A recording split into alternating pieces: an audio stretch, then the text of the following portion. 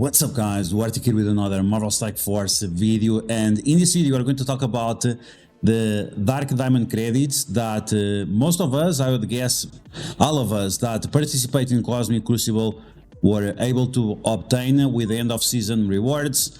Thanks for the sub, and see which are going to be the best characters for you to invest your Dark Diamond credits on. And I'm gonna show you the characters that I invested in, right? Because sometimes the characters we invest in are not always the ones that should be prioritized. And at the same time, because the price for these Dark Diamonds is different for each of the characters, you have to analyze each case individually. So we're gonna break down all that information. And as always, if you like the information on these videos, make sure you share it with your friends on Facebook and Discord. If you're new to my channel, make sure you subscribe for more Marvel Strike Force content, and make sure you smash that like button like a boss. Okay, so these Dark Diamond credits, they are very expensive and they don't show up often. Every 3 months or so we have the opportunity of getting some, and if you want to buy them, each 1,000 of them is $100. So it's going to be important that we are spending them on the right places, especially if you are a free-to-play. Okay, so we're going to take a look at this infographic. This is made by Updog, and we have right here, sign in green, which are the characters that right now you can put Dark Diamonds on. So we're going to take a look at each of these characters, and then I'm going to show you which ones I have already with Dark Diamonds and which ones I bought. Okay, so you can see it does not include all the characters, but we have very powerful characters here like Zombie Juggernaut, we have Apocalypse, we have Black Knight, which is the new most amazing meta character that uses Dark Diamonds and Dark Promotion credits. But we also have older characters like Quicksilver and Nova, which will touch up briefly at the end of the video because I already have diamonds on some of those characters. Okay, so first off, we're going to start with Ultimus, and Ultimus is a character that he has an interesting kit, but he's just out of the meta, so he's not even up to consideration, so we are going to delete it right away. Now, we have Ultron. Ultron is part of the Masters of Evil. He's only used in Cosmic Crucible, and it really depends on the match. If you are facing characters that benefit of you taking many turns, like Morgan Le Fay, like Gambit, then it becomes a little bit problematic. The situation is, if you could make our Ultron big enough that he is bigger in terms of health and in terms of stats compared to characters like Absorbing Man, then it would be quite nice, because that means we would have way better efficiency on those matches that we use Masters of Evil on. The problem is that, well, you have to get him up from 5 red stars all the way to 7, and then to 7 you also have to put diamonds on him. We can take a look on how much it costs diamonds for Ultron. It's not a lot, it's actually quite cheap compared to the other characters, but is this something that you should prioritize? I'm not sure, probably not, right? For one specific match in Cosmic Crucible, I mean, I guess it's okay, but probably not. So we're gonna skip Ultron for now as well. Something to consider if you really have a big amount of Dark Diamond credits and Dark Promotion credits, but most of us don't have, so there we go. Okay, now we have the most interesting character on this list. And you can see also on this list as well that Dr. Doom is slightly cheaper compared to the other characters, and there are rumors that he's going to be part of the Cabal team and that he's going to get a rework. Now, we already talked about this topic in the past. He's not going to get a rework. The Cabal team is presented to us as a 3-person team, the same way we have Tangled Web, the same way we have Secret Avengers. So it's not going to be the case. It's not going to get a rework. And from my personal experience, from someone that is top 20 in Alliance Wars worldwide, someone that was on the top 50 before the level 100 in Cosmic Crucible, I can tell you that the more you get up your Dr. Doom, usually the more problems you have. And if you want to have the biggest Dr. Doom ever and try to use him in reverse, which is having characters that give him energy instead of activating his passive, it's usually more difficult because you are wasting a slot of your characters and usually have to plug and play a character that does not have a lot of value. So investing more on Dr. Doom, from my experience at the highest levels in the game, is always a mistake. You have to gear him up to the bare minimum when it comes to red stars, diamonds, and even gear. So you have to be very, very careful with that. So with all this in mind, would I gear up Dr. Doom? Absolutely not. I already geared him up too much, and I would definitely not recommend any zero dark diamonds on Dr. Doom. Okay, now we have Dormammu, and Dormammu is pretty much the opposite of Dr. Doom. The more you invest on Dormammu, the more value he's going to get. First off, because he has insane amount of resistance, insane amount of health. He has those shards that flip the positive effects into negative effects on the enemy team. He has Drain on his basic. He has that big ultimate that also heals. So once again, the more you gear up Dormammu, the better he will be. He is a little bit on the expensive side. You can see right here, 12,000, 24,000, and 6,000, and that's for a good reason. And with the new meta coming to the game, with the out of time team, there is a very high chance that Dormammu will have his value increased, because guess what? If you have a Black Knight that is an absolute tank, and if he can revive, and if you have someone that can protect your Dormammu to take his turn, guess what? Dormammu is going to be very, very good. So Dormammu is definitely someone that I would recommend, and is also one of the top picks for Dark Dimension 7. So why not putting some diamonds on this character? It's expensive for sure, but it's a character with a lot of flexibility, and once again, it's going to be required for that mythical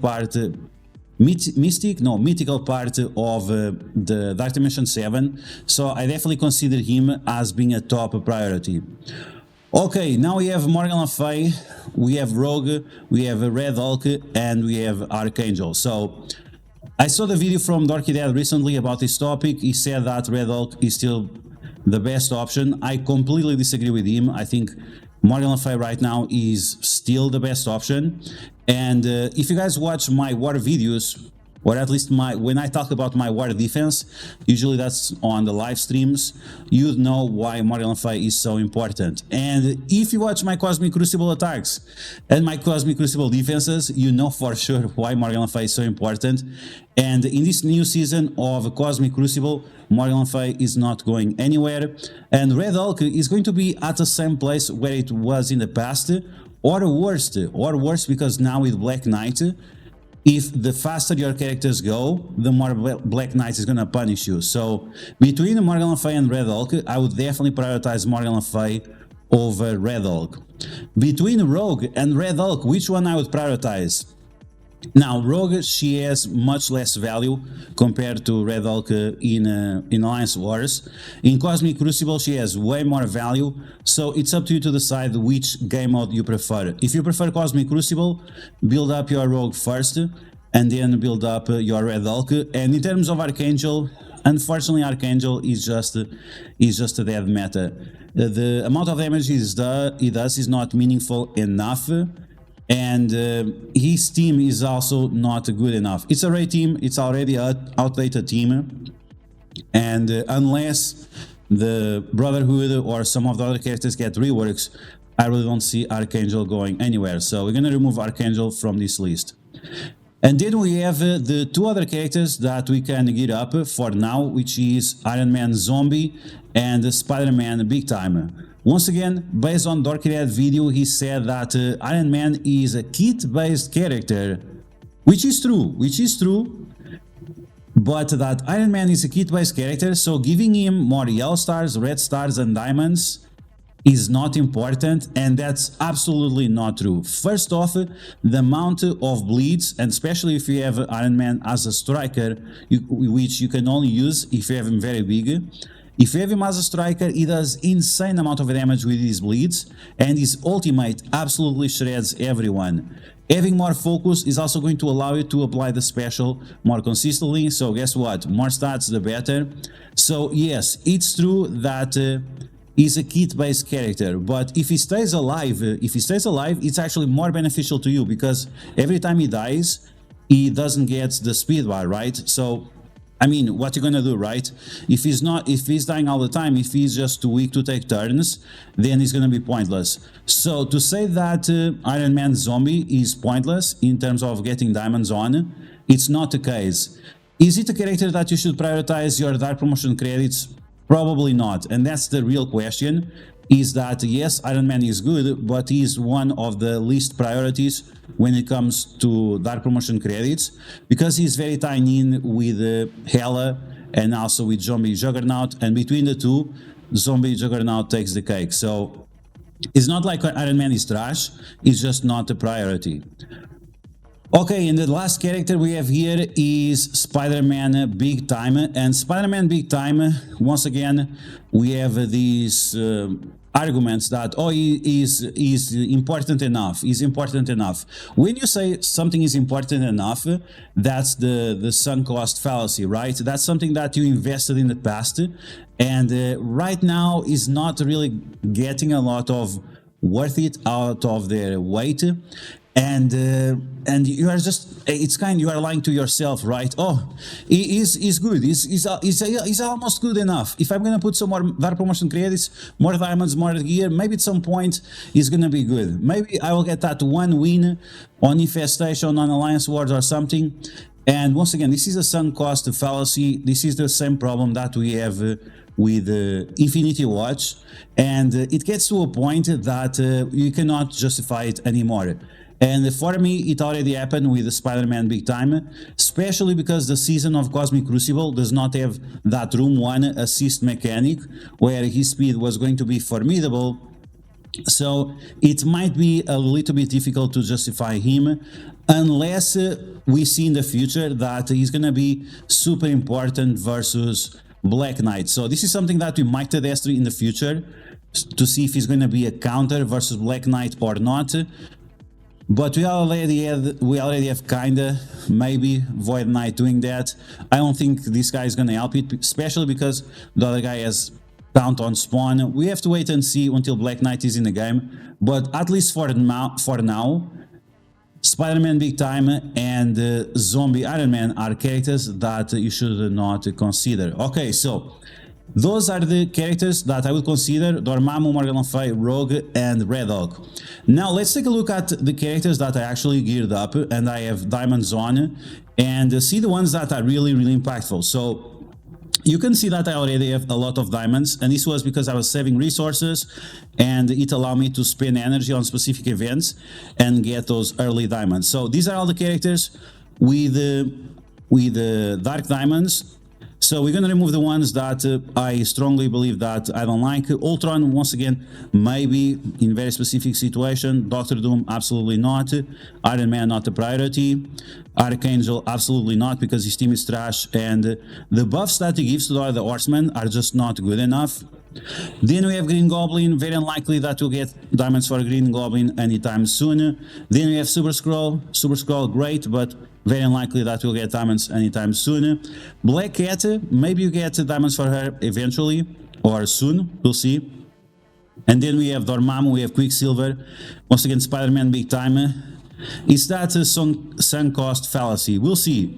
He gets 1000 extra focus, but the other guy has 5000 extra resistance. Is a Skirmisher Eyes Await on him going to be good enough? We'll see. He's a war defensive character, so not that great. And once again, in Cosmic Crucible right now, we don't have a lot of value for him. There is a tech room, but the tech room uses the ultimates, and the ultimate is the first ability that he uses. So unless you are going to use him on offense, which usually characters on offense require less investment, I also don't see the point of this guy. So we're going to remove him as well. And yeah, so Dormammu, the bigger you have him, the better. Rogue, Morgan Le Fay, Red Hulk, I would definitely prioritize these characters. Once again, for me, I prefer Morgan Le Fay over the others, and I did the Morgan Le Fay and Rogue first because on Alliance Wars, I don't need my Red Hulk to be so big, And then we have a Quicksilver that we might get some diamonds for him soon.